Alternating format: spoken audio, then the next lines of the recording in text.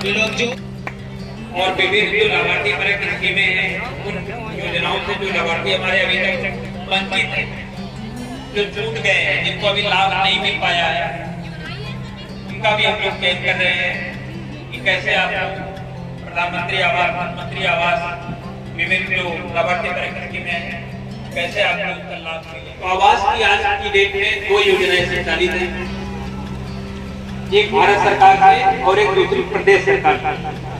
भारत सरकार और प्रदेश सरकार के समन्वय से जो योजना संचालित हो रही है, जिसको हम प्रधानमंत्री आवास योजना ग्रामीण के नाम से जानते हैं। ग्रामीण क्षेत्र में निवास करने वाले ऐसे परिवार जो आवास विहीन है, छत विहीन है, जिनके पास पक्की छत नहीं है, पक्का घर नहीं है, उनको सरकार द्वारा पक्का आवास मुहैया कराने के लिए प्रधानमंत्री आवास योजना ग्रामीण संचालित की जा रही है। इस योजना में कौन कौन लोग पात्र कर सके, क्योंकि हर योजना का एक पात्रता का पैरामीटर है, एक मानक है। उसमें जो पहली बात है कि वह परिवार आवास विहीन होना चाहिए, उसके पास कहीं भी कि नहीं कि अगर हम रसोईया के निवासी हैं, साहब रसोईया में हमारा घर कच्चा है, लेकिन तिरवा में हमारा घर पक्का है, कन्नौज में हमारा घर पक्का है, हमारे पास कानपुर में एक मकान है जो पक्का है। मतलब कहीं भी आपके पास कोई पक्का आवास नहीं होना चाहिए, कोई पक्का कमरा, कोई पक्का घर नहीं होना चाहिए, नंबर 1। नंबर 2, आपके परिवार में कोई कमाऊ सदस्य नहीं है, चाहे वो सरकारी, अर्ध सरकारी, संविदा सेवा अथवा पेंशनर, जिसको 10,000 रुपए मासिक से ज्यादा वेतन मानदेय अथवा पेंशन मिलती हो। अगर आपका घर में ऐसा है, वह परिवार प्रधानमंत्री आवास योजना के लिए पात्र है। उस परिवार के पास कोई एसी नहीं है, कोई फ्रिज नहीं है, कोई लैंडलाइन फोन नहीं है, उस परिवार में कोई इनकम टैक्स पे ही नहीं है, उस परिवार के पास 2 व्हीलर, 3 व्हीलर, 4 व्हीलर वाहन नहीं है, कोई गाड़ी नहीं है, उस परिवार के पास कोई कृषि यंत्र नहीं है, ट्रैक्टर, हार्वेस्टर, ये सारी चीजें नहीं है, और उस परिवार की जो जोत की सीमा है, जो कृषि है, 5 एकड़ सिंचित और 7.5 एकड़ असिंचित भूमि नहीं है। अगर वह परिवार केसीसी धारक है, किसान क्रेडिट कार्ड धारक है, उसके केसीसी की लिमिट 50,000 से ज्यादा है, तो वह परिवार प्रधानमंत्री आवास योजना के लिए पात्र होगा। ये मेन शर्तें हैं। इन पैरामीटर पर जो परिवार खड़ा करता है, इनमें से अगर एक भी शर्त की क्राइटेरिया में आप आ रहे हैं, आपके पास पक्का मकान है, आप अपात्र हो गए, आपके घर में कोई इनकम टैक्स नहीं है, आप अपात्र हो गए, और जैसा हमने कहा था आपके परिवार में कोई 10,000 मासिक कमाने वाला है, आप अपात्र हो गए, आपके घर में एसी लगी है, आपके घर में फ्रिज है, आपके घर में मोटरसाइकिल है, स्कूटी है, तो किसी भी एक क्राइटेरिया से अगर आप कवर्ड हैं तो आप अपात्र हो जाएंगे। जो लाभार्थी, जो परिवार चयनित होता है, उनको 3 किस्तों में 1,20,000 रुपये आवास बनाने के लिए मिलता है। पहली किस्त 40,000, दूसरी किस्त 70,000 और तीसरी किस्त 10,000। पहली किस्त से आपको अपना आवास न्यू स्तर तक बनाना है, लिस्ट स्तर तक, फिर जियो टैग होगा।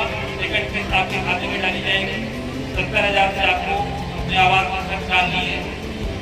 उसके बाद फिर जियो टैग होगा, आपकी तीसरी किस्त आपको मिलेगी, जिससे आपको अपना दरवाजा किसी का स्तर पर किस्त बनाना है।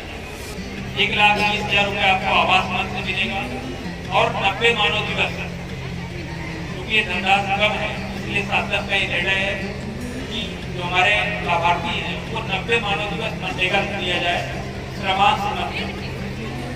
जब आपको पहली किस्त मिलती है उसमें 28 मानव दिवस आपको मिलता है, जब आपको दूसरी किस्त मिलती है आपको 70 मानव दिवस मिलता है, 52 मानव दिवस मिलता है, और जब आपको तीसरी किस्त मिलेगी तो 10 मानव दिवस। इस तरह से 90, 28, 52 और 10, 90 मानव दिवस आपको मनरेगा से मिलता है। मनरेगा में आज की डेट में जो हमारी दैनिक मजदूरी है वो 230 रुपया है, तो 90 पूरे 230, 20,700 रुपया आपको मनरेगा से मिलेगा। इस तरह से एक आवास के लाभार्थी को 1,40,700 रुपए का लाभ मिलता है, जिससे आप अपना घर बनाते हैं। आवास की जो दूसरी योजना प्रदेश सरकार के द्वारा संचालित की जा रही है, जिसे हम मुख्यमंत्री आवास योजना के रूप में जानते हैं। ऐसा परिवार, ऐसा लाभार्थी जिसका नाम प्रधानमंत्री आवास योजना की सूची में नहीं है, यदि वह परिवार आवास की पात्रता रख रहा है, उस परिवार का नाम जो है मुख्यमंत्री आवास की सूची में सम्मिलित किया जाता है। इसमें मेनली दैवीय आपदा कई तरह की हो सकती है। आंधी से आपका मकान गिर गया, भूकंप से गिर गया, बाढ़ से गिर गया, बरसात में गिर गया, आपके घर में आग लग गई, आपका घर क्षतिग्रस्त हो गया, चाहे पक्का है या कच्चा है। लेकिन हमारा घर पक्का है, हमारे क्षेत्र में भूकंप आ गया, हमारा घर जमीन हो गया, अंकुरी विहीन हो गए, सब विहीन हो गए। उसमें ये कहा गया कि जिसका भी घर दैवीय आपदा से क्षतिग्रस्त होता है, अगर उसको तहसील से दैवीय आपदा मद से सहायता मिलती है, वो सहायता 1 रुपए से लेकर 95,100 रुपए तक अगर आपको मिल जाता है, किसी की जैसे 95,105 रुपए मिल गया तो आप जो है प्रधानमंत्री आवास में पात्र हो जाएंगे। अगर 95,100 रुपए से कम की आर्थिक सहायता आपको मिली है तो आप पात्र होंगे। मोस्टली किसी के घर पर क्षतिग्रस्त होता है तो 700 रुपये, किसी का कच्चा घर गिरता है तो 3200 रुपये की सहायता तहसील से दी जाती है। वो पैसा जब आपके खाते में आ जाता है तब से विकास खर्च से आपका सत्यापन होके आपको मुख्यमंत्री आवास पेंशन होता है और वो पैसा आपके खाते में आता है। अभी आपने देखा होगा कि मुख्यमंत्री आवास योजना दिव्यांग, हमारे जितने दिव्यांग परिवार हैं, दिव्यांग भाई बहन हैं, अगर वो आवास की पात्रता रख रहे हैं, उन सभी को पात्रता परीक्षण करके मुख्यमंत्री आवास योजना दिव्यांग से लाभान्वित किया जा रहा है।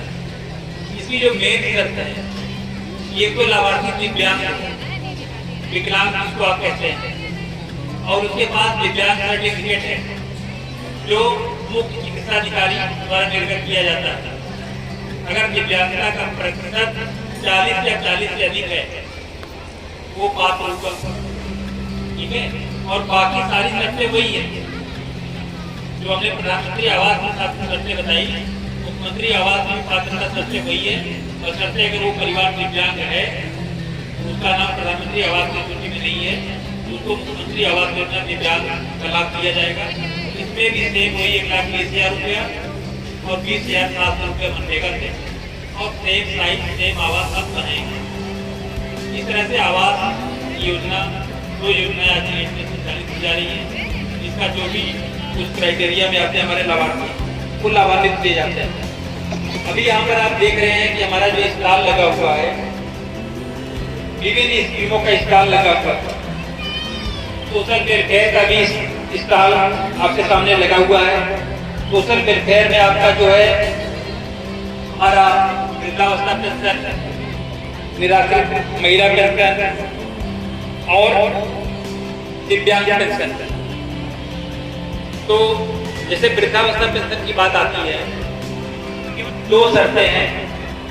एक तो या उस पुरुष की उम्र 60 वर्ष से अधिक, और जो दूसरी शर्त है आपको तहसील से आय प्रमाण पत्र बनवाना है।